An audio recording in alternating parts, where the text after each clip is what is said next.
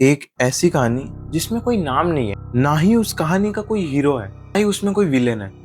बस एक इंसान है जो हर दिन लोगों के सामने हंसता रहता है, लेकिन हर रात अपने ही दिमाग से हार जाता है। दिन भर सब नॉर्मल लगता है, लेकिन जैसे ही रूम्स की लाइट बंद होती है और दुनिया सो जाती है, उस टाइम उसके दिमाग के अंदर एक नई दुनिया चल रही होती है। एक आवाज कहती है, अगर तू फेल हो गया तो। दूसरी आवाज कहती है, लोग तेरे बारे में क्या सोचेंगे।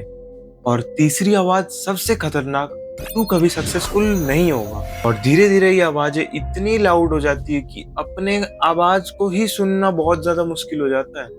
और शायद ये कहानी किसी और की नहीं, तुम्हारी है। सब कुछ एकदम नॉर्मल था। सुबह उठता था, अपना काम करता था, रील स्क्रॉल करता था, दोस्तों के साथ घूमता फिरता, हंसता खेलता। इसको अंदाजा भी नहीं था कि उसके स्माइल के पीछे कितनी लड़ाइयां चल रही। हर रात वो बेड पे लेटने के बाद बॉडी थक जाती थी, लेकिन उसका दिमाग 100 किलोमीटर पर आवर के हिसाब से भागना शुरू कर देता था। कल इंटरव्यू है, अगर रिजेक्ट हो गया तो। सब मुझसे आगे निकल गए। मेरे पेरेंट्स को मुझसे कितनी उम्मीदें हैं, मैं उन्हें कहीं डिसअपॉइंट तो नहीं कर दूंगा। एक थॉट, दूसरा थॉट, तीसरा थॉट, और धीरे धीरे ये थॉट्स के ट्रैफिक इतने बढ़ गए कि अंदर की शांति कहीं खो गई है, मान लो। नींद कम होने लगी, कॉन्फिडेंस टूटने लगा हर जगह। और सबसे डेंजरस बात यह है कि एक्शन लेना बंद होने लगा, क्योंकि दिमाग उसे एक ही लाइन रोज बोला करता था, जब रिजल्ट्स ही खराब आने तो शुरू ही क्यों करना है। एक दिन सिर्फ छोटी सी गलती हुई, बस इतनी सी, लेकिन दिमाग ने उस गलती को उसके पूरे लाइफ का डिसीजन बना रखा। तू लूजर है, तेरे सपने सिर्फ सपने ही रहेंगे। उस दिन घर आके किसी से बात करने का बिल्कुल मन नहीं हुआ। Phone silent, room silent, lights off, लेकिन दिमाग शांत नहीं था मेरा। कभी सीलिंग को देखता है, कभी सिर्फ पंखे को घूरते हुए सोचा है, काश मेरा दिमाग भी कुछ देर के लिए चुप हो जाए। ओवर थिंकिंग वही करती है जो फ्यूचर की एक ऐसी मूवी बना देती है जिसकी स्क्रिप्ट अभी लिखी ही नहीं गई, और फिर हम उस मूवी से डरने लगते हैं जो कभी हुई ही नहीं है।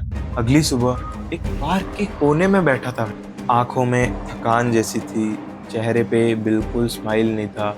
एक बुजुर्ग आदमी पास आके मेरे बैठे और फिर एक सवाल पूछा कि आसमान में अगर बादल आ गए तो तुम क्या सोचोगे कि सूरज हमेशा के लिए चला गया है? जवाब आया, नहीं, सूरज तो वही होता है, बस बादल उसे छुपा देती है।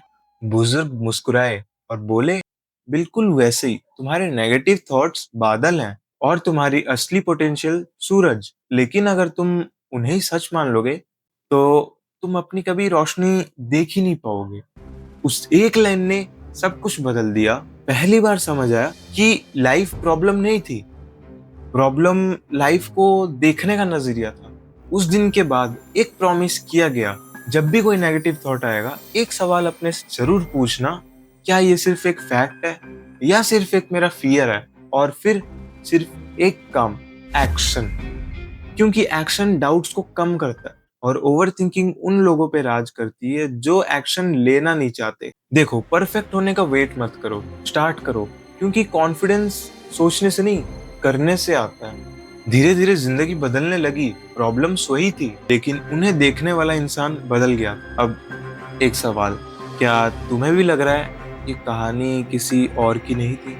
कहीं ये तुम्हारी कहानी तो नहीं थी?